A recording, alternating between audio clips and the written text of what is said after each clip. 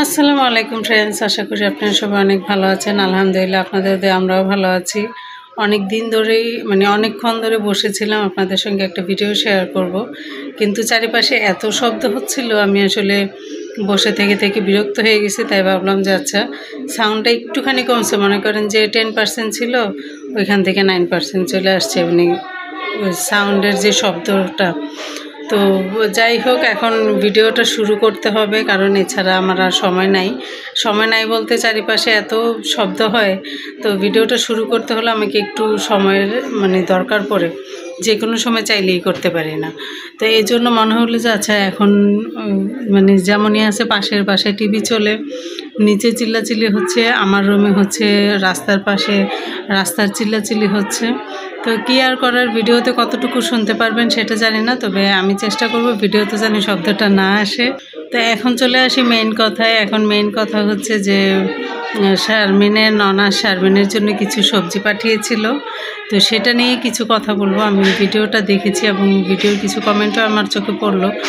আর মিমের বড় ভাবি, উনি আলাদা বাসা নিয়ে থাকে, ওনাকে নিয়ে কিছু বলবো।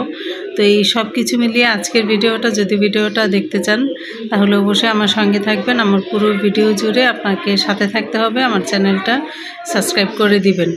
তো যদি ভিডিওটা ভালো লাগে অবশ্যই সাবস্ক্রাইব করবেন, না লাগলেও করবেন, কারণ আপনাদের একটু সাপোর্ট আমার খুব বেশি প্রয়োজন।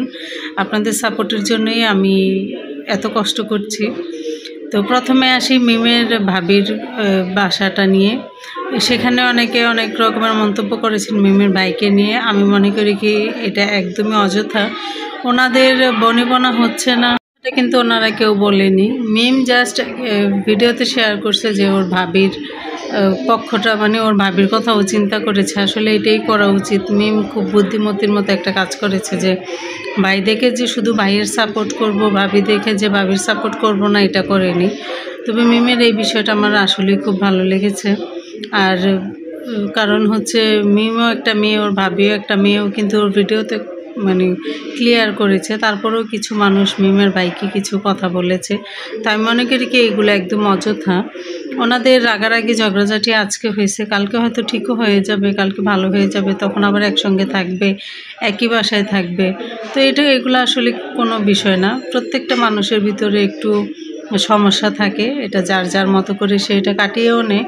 তো আমি মনে করি যে এটা সেরকমই একটা সমস্যা, এটাও কাটিয়ে নেবে। মানুষ অযথাই ওদেরকে আজে বাজে কথা বলে, এগুলো না বলাটাই ভালো আমি মনে করি। তো এখন আসি শারমিনের কথায়। শারমিনের ননাস ওর জন্য কিছু সবজি পাঠায়, আর সবজিগুলো হচ্ছে ডাঁটা আর হচ্ছে ঢেঁড়স, তারপর পুঁই শাক, এইগুলা পাঠায়। তো এইগুলা দেখে ও যখন একটা ভিডিওর টাইটেলে থাম্বনেইলে দিল যে ননাসের উপহার, তো এটা নিয়ে অনেকে 2-3টা কমেন্ট আমার চোখে পড়লো, একটু নেগেটিভভাবে নিয়েছে।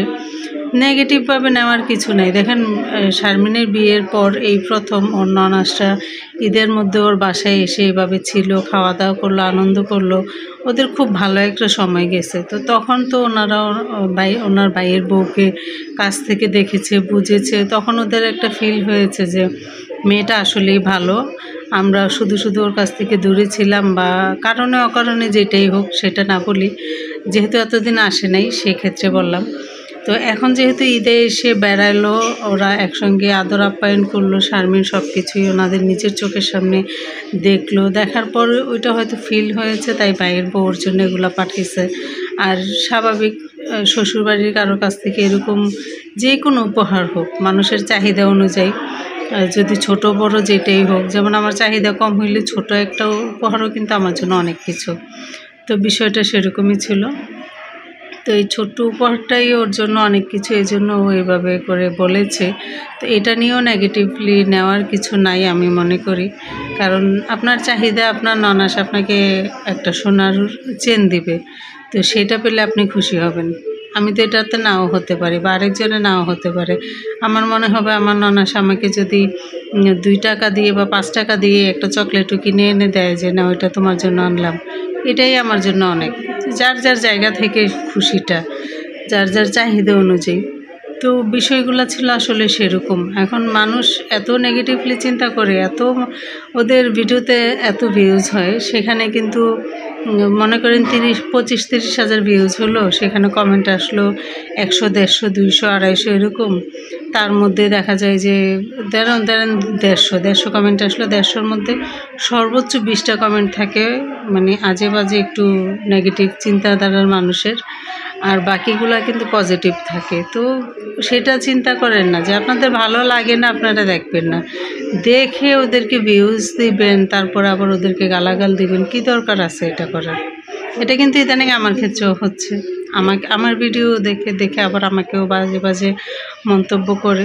তো আমি মনে করি যারা করেন আল্লাহ তাদেরকে হেদায়েত করুক। মানুষের এত ভুল ত্রুটি ধরেন, মনে হয়েছে আপনারা ফেরেশতা, তবে আপনারা তো কেউ ফেরেশতা না, এটা তো আমরা জানি। যাই হোক, যদি ভিডিওটা ভালো লাগে অবশ্যই লাইক, কমেন্ট, শেয়ার করবেন। আশেপাশে শব্দের কারণে ভিডিওটা আমি আর বাড়াতে পারছি না, যদি বাড়াতে পারতাম আরও কিছু কথা শেয়ার করতাম।